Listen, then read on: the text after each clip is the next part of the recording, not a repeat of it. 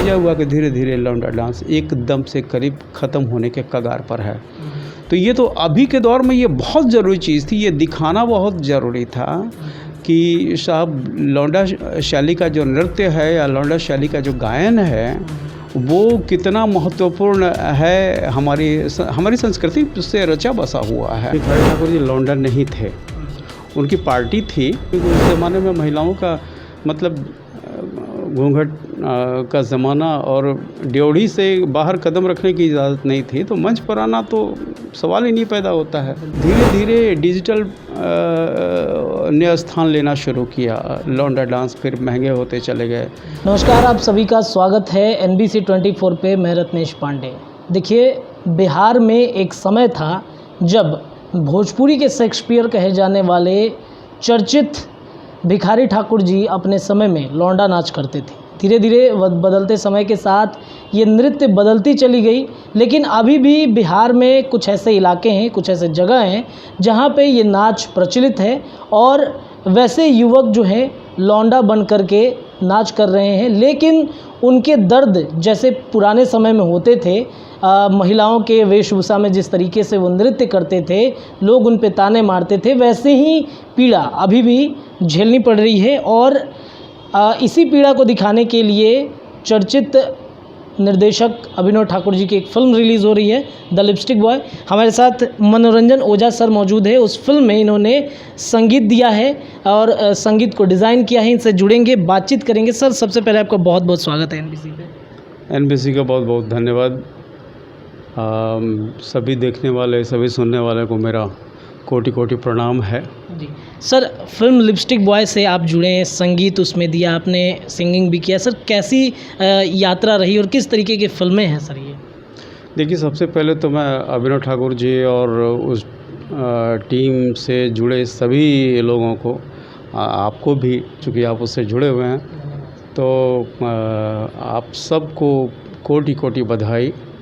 अभिनव ठाकुर जी के मतलब इस बहुत ही कठिन और दुष्कर कार्य के लिए और जो अब तक की उनकी यात्रा रही है उसके लिए उनके जज्बे को सलाम करता हूँ। अभी भी जितनी मेहनत कर रहे हैं वो इस पिक्चर के लिए और बिहार के अस्मिता के लिए, बिहार के संस्कृति के लिए, जो वो लगातार वो मेहनत कर रहे हैं और जो लगातार बम्बई, दिल्ली, झारखंड, बिहार, यूपी, ये सब जगह जो पिक्चर के प्रमोशन के लिए वो जो लगे हुए हैं, रिकॉर्डिंग से लेके आज तक, शूटिंग से लेके आज तक जो उनका मेहनत है वो सचमुच काबिल तारीफ़ है और उसकी तुलना किसी और चीज़ से नहीं की जा सकती। पहली बात तो ये है कि ये लौंडा नाच पता नहीं कब से चला आ रहा है। बहुत सीनियर लोग हुआ करते थे। भिखारी ठाकुर जी से भी पहले भोजपुर में चाई ओझा हुआ करते थे, तो वो अपने ज़माने में वो मतलब एक तरह का स्टारडम जीते थे लौंडा होते हुए भी।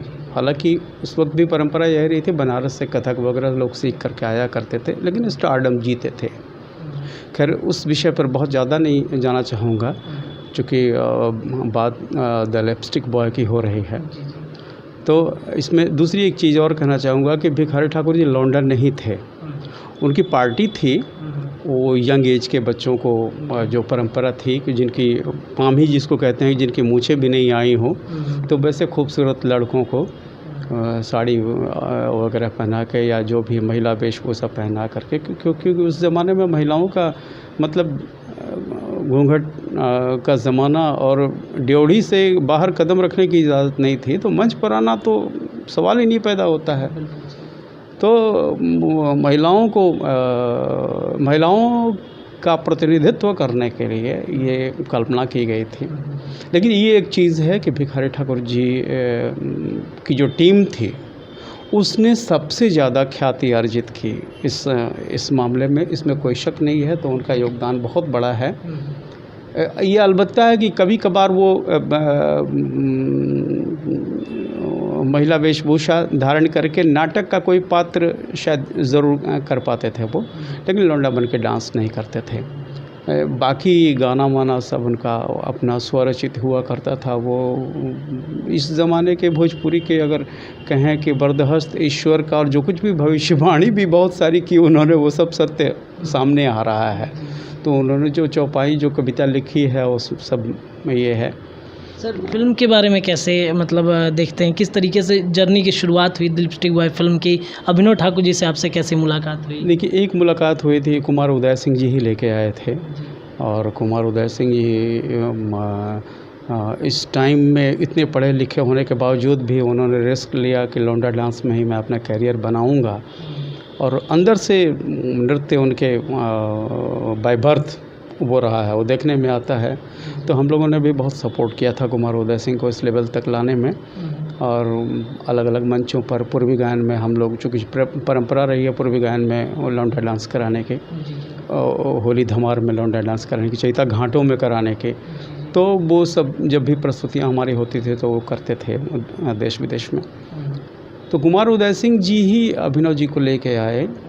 अभिनव जी ने कहा कि सर ऐसी ऐसी बात है, हम तो बहुत परेशान हो गए, जो चीज़ मुझे चाहिए वो नहीं मिल पाएगा। असल में देखिए, जो 70 के दशक में 60 के दशक में जो नहीं देखा होगा ये, तो वो ये काम नहीं कर सकता कि लौंडों की एक्टिविटी क्या थी, कैसे वो मूव करते थे मंच के ऊपर में, हाँ, शुरुआत कैसे होती थी और फिर उसका समापन कैसे होता था। तो जिसने नहीं देखा होगा उसके लिए करना बहुत मुश्किल है। तो अभिनव ठाकुर जी की छटपटाहट मुझे दिख रही थी। वो मुझे आए और चूँकि बिहार की अस्मिता की बात थी, बिहार की संस्कृति की बात थी, तो मैंने एक बार में हामी भर दी। उनसे बातचीत करके लगा कि व्यक्ति बहुत जेन्युइन है, इनके साथ काम किया जा सकता है। तो मैंने तुरंत हामी भर दी और उसके बाद शुरू हुआ सिलसिला गानों के चुनाव का। उसके बाद गाने के ऊपर काम करने का, क्या फॉर्मेट रहेगा, सीन्स के ऊपर सारी बातचीत हुई उनसे। और फिर उसके अलावा इंस्ट्रूमेंट क्या क्या इस्तेमाल किए जाएं। तो थोड़ा क्या है कि अभी जो डिजिटल जो रिकॉर्डिंग्स हो रही हैं, उनमें जो स्टॉक में जो रिदम्स वगैरह बने हुए होते हैं, उनसे तो सवाल ही नहीं पैदा होता कि वो चीज़ लाया जाए। तो मैनुअली करने में थोड़ी दिक्कत हुई, क्योंकि जो म्यूजिशियन होते हैं वो गांव खेड़े के होते हैं। तो गांव खेड़े के म्यूजिशियन आप शायद डिजिटली आप उतना बेहतर उस पर नहीं कर पाते, लेकिन बहुत मेहनत करके सारे म्यूजिशियंस भी का भी मैं धन्यवाद करता हूं, जो उन्होंने बहुत सपोर्ट किया और बहुत अच्छे से काम किया सब लोगों का, चाहे कोई भी इंस्ट्रूमेंट रहा हो, इवन नगाड़ा तक, जिसको नगाड़ा भी कहते हैं, बड़े वाले नगाड़ा को दमामा कहते हैं। तो उन सब लोगों ने किया, बहुत अच्छा हुआ। और ख़ासकर गीतकार ब्रजकिशोर दुबे जी को मैं बहुत बहुत धन्यवाद और बधाई देना चाहता हूं कि उन्होंने मेरा बहुत सहयोग किया। गाने की जो बीच बीच में 4 लाइनें यूज़ हुई हैं, वो सब उन्होंने लिख के दिया, जैसा अभिनव ठाकुर जी का निर्देशन हुआ, जैसा उन्होंने कहा, उसी हिसाब से बीच बीच में भी करके हम लोग देते गए। बहुत सारे बैकग्राउंड म्यूज़िक का जो सेक्शन था इंस्ट्रूमेंट का, वो सारा यहाँ बनवा के हम लोगों ने रेडी किया। और उसके बाद मेरे ख्याल से टीजर ट्रेलर जो भी बने, तो देख कर के अच्छा ही लग रहा है। और मेरा ऑडियंस से ये बहुत बार बार अनुरोध है कि आप सब भी इस जब भी फिल्म ये लगे थिएटर में या जिस प्लेटफॉर्म पे हो, तो आप भरपूर सहयोग करें। बिहार की अस्मिता की बात है, बिहार यूपी दोनों ही, ईस्टर्न यूपी जो है और बिहार है, सब एक ही है। तो इसलिए आप हमारा सहयोग करें, पिक्चर को देखें, सराहें, अभिनव ठाकुर जी की मेहनत को देखें, हम सब की मेहनत को देखें। सर थोड़ी सी कहानी की चर्चा हम कर लेंगे थोड़ा सा, क्योंकि अभिनव ठाकुर जी जब आपसे मिले होंगे, कहानी के बारे में सुनाए हो, क्योंकि इस तरीके की फ़िल्में अब धीरे धीरे कहीं ना कहीं फ़िल्म बदल रहा है, कॉर्पोरेट ज़माना आ गया है। तो ये कहानी चूँकि उस दशक का है जिस दशक के बातें अब ख़त्म होती जा रही हैं, तो कहानी को लेकर के क्या लगा कि फ़िल्म कितनी चल पाएगी, कितनी सक्सेस हो पाएगी, जब अभिनव ठाकुर जी ने समझाया होगा? नहीं, सच्चाई ये बहुत बड़ा रिस्क है, क्योंकि लौंडा डांस करीब करीब ख़त्म हो गया है। देखिए, और ये इस वक्त में तो और भी बहुत ही ज़रूरी फ़िल्म थी है। ये सब्जेक्ट पर मैंने सुना है कि कुछ और बड़े लोगों ने इसके पहले प्रयास किया था लौंडा के ऊपर बनाने का, लेकिन किसी वजह से उनकी बन नहीं पाई। मैं तो अभिनव ठाकुर जी को बहुत बहुत बधाई देता हूँ कि वो कम से कम मुकाम तक लेके आए इस चीज़ को। उन्होंने शुरू किया और अंजाम भी दिया इस चीज़ को। तो उनको और उनकी टीम को मैं इसीलिए बार बार साधुवाद देता हूँ, सलाम करता हूँ उनके जज्बे को। दूसरी एक चीज़ है कि क्या हुआ कि धीरे धीरे डिजिटल ने स्थान लेना शुरू किया। लौंडा डांस फिर महंगे होते चले गए, बुला के लाना, उनके म्यूजिशियंस के लिए इंतज़ाम करना। तो ना जो शादी ब्याह के जो शामियाने हुआ करते थे, उस शामियाने में पर्दे लगने लगे और टेलीविज़न लगने लगे, उस पर लोग पिक्चरें देखने लगे।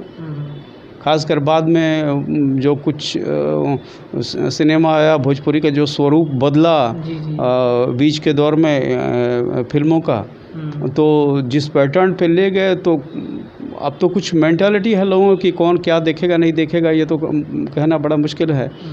जैसे भी हो, लेकिन फिल्मों का स्तर, भोजपुरी फिल्मों का स्तर थोड़ा गिरा, तो वही फिल्में वो लोग शामियाने में देखना पसंद करते हैं। अब लौंडा नहीं है तो वैसी पिक्चरों से अपना लोग मन बहलावा करने लगे।